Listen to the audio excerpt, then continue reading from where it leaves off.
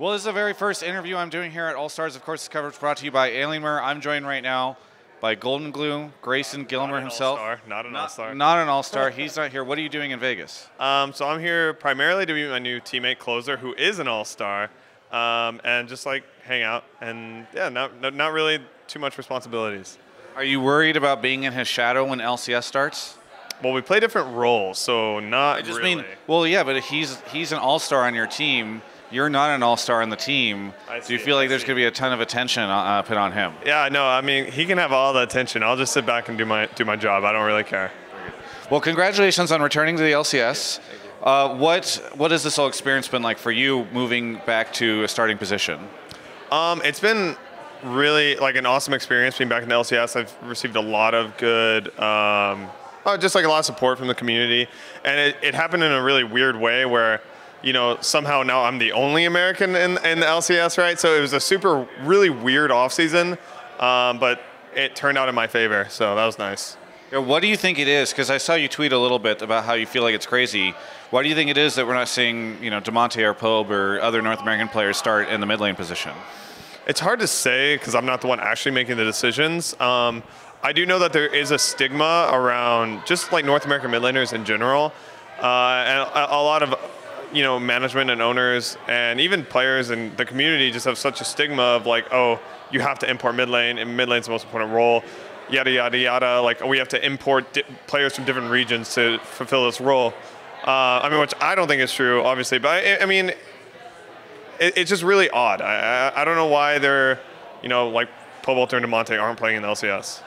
So how did the Golden Guardians thing happen? Because I know it was a trade, so I don't know if you had any say in this, or you just found out your contract was transferred, or how everything went down. Yeah, so as soon as the season for Academy ended, I just had a meeting with Jack, and I was just like, hey man, like I really have enjoyed my time here, but I want to see if there's any other LCS options to see if I can, anywhere at Cloud9 or anywhere. And literally like the next day, right after my season ended, I had my first meeting with Golden Guardians. Oh, really? Okay. So it was a very quick, I met with them, they were interested, and then it was just like a really slow process of figuring out the details of, what the trade would be, if it would go through, if I had other LCS offers. So it was definitely like a kind of stressful off-season, but it always is when you're looking for a job. Yeah. So what was it about Golden Guardians that, and I guess I assume that you had some say in the team that you ended up with. Yes. So what was it about Golden Guardians that made you want to land there? So I really like the team atmosphere and the environment they have, and the setup as well.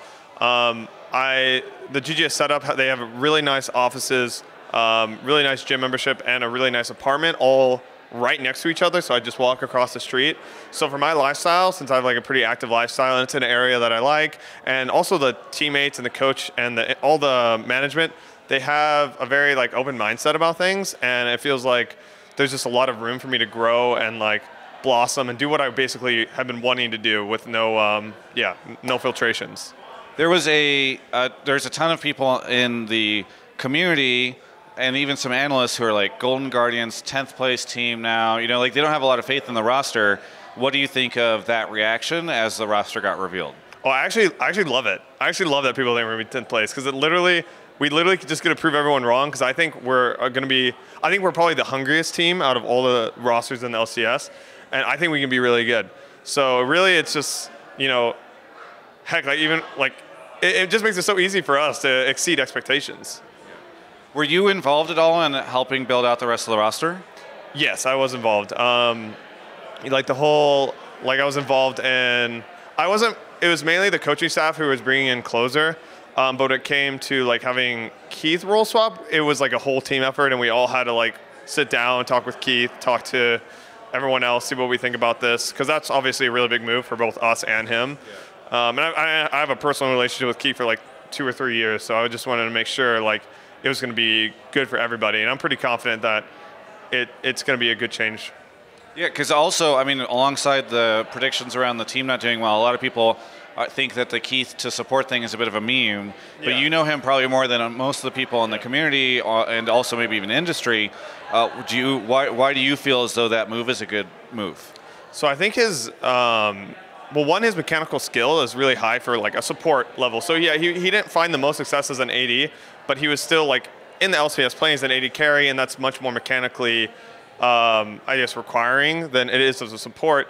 And he is really open-minded and good about taking criticism. So I think that's what's gonna make him really good as a support is he has a really good mindset of learning. He'll work really hard, and his mechanics are already there. So we don't have to build that. We just have to help him with the more macro warding, that kind of stuff, which is new. So I think it's gonna be a good change.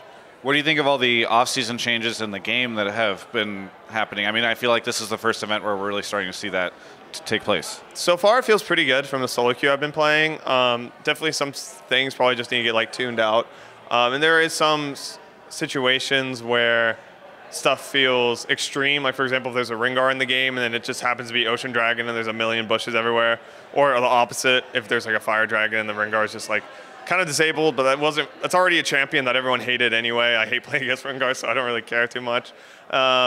It feels good to play, and it feels fun. The Dragon Souls feel fun. I don't know how I feel about Elder Dragon, but the Dragon Souls feel really fun. Like, if you actually can get 4 dragons, it feels really powerful.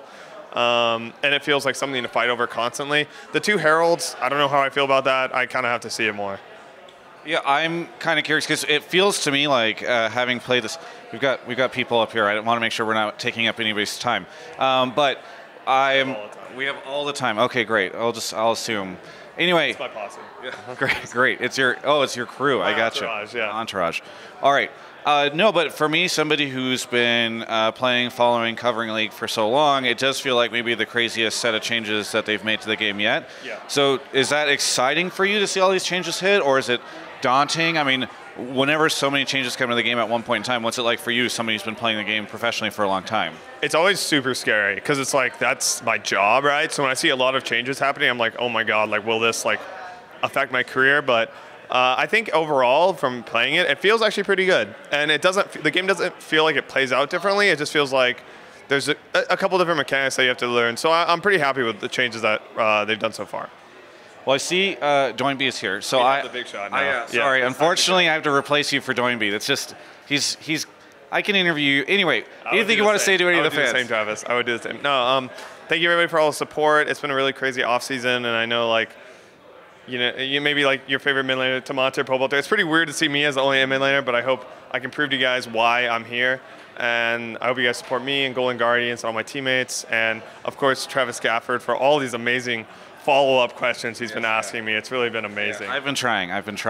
I learned. You helped me last night. Yeah. Either way, thank you so much, GoldenGlue, for the interview. For everyone else, you can check out the rest of my coverage of all things esports right here on my YouTube channel. Hello. Look at this monitor right here. This is the monitor that they're doing all the 1v1s here on at All-Stars. It's also the monitor they've used at LCS throughout this year, and we're giving this monitor away in partnership with NVIDIA and Alienware. It's got G-Sync technology. It's pretty sweet. Use one at home. Regardless, you can go look in the description of this video. There's a link down there to a tweet. You follow, you retweet, you have a chance to win. It's going to be sick. Best of luck.